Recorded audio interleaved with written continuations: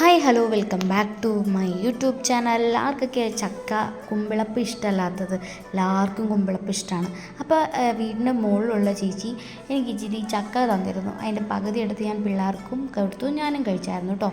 ബാക്കി വരുന്ന ചക്ക ഞാൻ കരുതി കുമ്പിളപ്പ് ഉണ്ടാക്കാം. അപ്പോൾ 2025 ഫസ്റ്റ് കുമ്പിളപ്പാണത്. പഴുത്ത ചക്ക ഇപ്പോഴാണ് കിട്ടിയത്. അപ്പോൾ ഞാൻ അത് വേഗം കുമ്പിളപ്പം ഉണ്ടാക്കുക, അതെല്ലാവരും കഴിക്കും. ഞാൻ റവയിലാണ് കുമ്പിളപ്പം ഉണ്ടാക്കുന്നത്. അപ്പോൾ നമ്മൾ എങ്ങനെ ഉണ്ടാക്കുന്നത് കാണാം. അപ്പോൾ പഴുത്ത ചക്ക നമ്മൾ മിക്സി ജാറിലിട്ടിട്ട് വെള്ളമൊന്നും ഒഴിക്കാതെ ഒന്ന് അടിച്ചെടുക്കണം. എന്നിട്ട് ശർക്കര ഉണ്ടല്ലോ അതൊന്ന് മെൽറ്റ് ചെയ്യാൻ വേണ്ടിയിട്ട് നമ്മൾ വെക്കണം. അപ്പോഴത്തേക്കും നമ്മൾ കുറച്ച് ഏലക്ക എടുത്തിട്ട് നന്നായിട്ട് ചതച്ചും പൊടിച്ചൊക്കെ എടുക്കണം. അപ്പോൾ ഇത് വീട്ടിൽ നിന്ന് കൊണ്ടുവന്നാൽ കേട്ടോ, അച്ഛൻ എനിക്ക് തന്നു വിട്ടതാണ്. വീട്ടിൽ നിന്ന് കൊണ്ടുവന്നാണോ അത് ഇടുക്കി പോയപ്പോൾ കിട്ടിയതാണോ എന്നറിയില്ല. എവിടെയെങ്കിലും ആവട്ടെ. അങ്ങനെ നമ്മൾ ചക്ക ഞാൻ മിക്സി ജാറിലിട്ട് അടിച്ചിട്ട് ഈ മെൽറ്റായ ശർക്കരയിലേക്ക് നന്നായി ഇട്ടു കേട്ടോ. എന്നിട്ട് നന്നായിട്ട് നമ്മൾ അടി പിടിക്കാതെ നന്നായിട്ട് ഇളക്കി കൊടുക്കണം.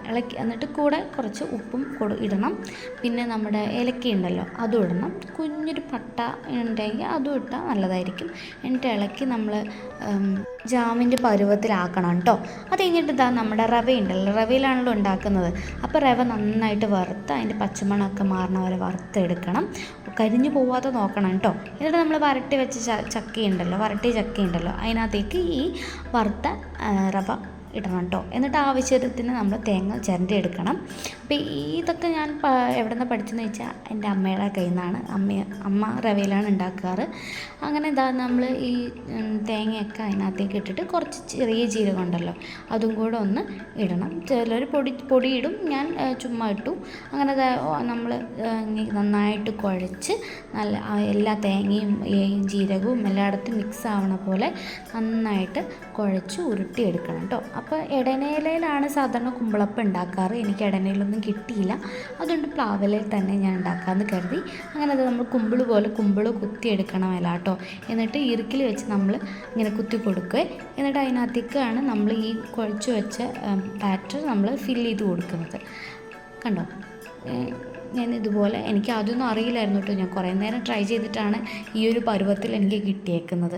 അങ്ങനെ എല്ലാം റെഡിയാക്കി വെച്ചിട്ട് അവസാനം നമ്മൾ ഇതാക്കണ്ട ഓരോന്നായിട്ട് നമ്മൾ ഫില്ല് ചെയ്ത് കൊടുക്കും. ഇങ്ങനെ കുഴച്ച് നന്നായിട്ട് കുഴച്ചെടുത്തിട്ട് അതിനകത്ത് ഫില്ല് ചെയ്യും. നല്ല മണം ഉണ്ടായിരുന്നു കേട്ടോ. അല്ല, ഞാൻ വരട്ടിയപ്പോൾ തന്നെ ചക്ക വരട്ടിയ സമയത്ത് തന്നെ ഭയങ്കര സ്മെല്ലായിരുന്നു, നല്ല മണമായിരുന്നു.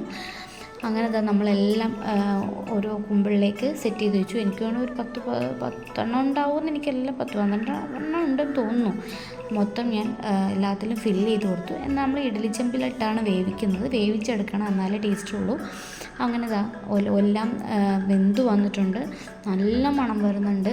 ഇടനയില ഉണ്ടെങ്കിൽ ഇതിലും നല്ല മണം വന്നേനെ, പക്ഷേ ഇടനയില കിട്ടാനില്ലായിരുന്നു. അത് തപ്പിപ്പോവാനൊന്നും വയ്യായിരുന്നു. അത് കഴിഞ്ഞ് ഞാൻ ഏകദേശം പരുവമായിട്ടുണ്ട്. അപ്പോൾ ഞാൻ കുറച്ചേ ഇട്ടുള്ളൂ. ഫസ്റ്റ് ഒരു ട്രിപ്പ് ഞാൻ കുറച്ചിട്ടു, ഇനി നെക്സ്റ്റ് ട്രിപ്പ് കുറച്ചും കൂടി ഇടാനുണ്ട്. അപ്പോൾ ഞാൻ വെന്തതെല്ലാം ഞാൻ താഴത്തേക്ക് വെച്ചിട്ട് വേവാനുള്ളത് ഞാൻ വേഗം ഇഡ്ഡലി പാത്രത്തിലേക്ക് തന്നെ വെക്കുവാണ് കേട്ടോ. അപ്പോൾ ഞാൻ ഭയങ്കര വെയിറ്റിങ്ങിലാണ്, കാരണം നല്ല മണം വരുന്നുണ്ട്, കൊതിയാണ്. കാരണം നമുക്ക് വല്ലപ്പോഴും കിട്ടുന്ന സാധനമാണ്.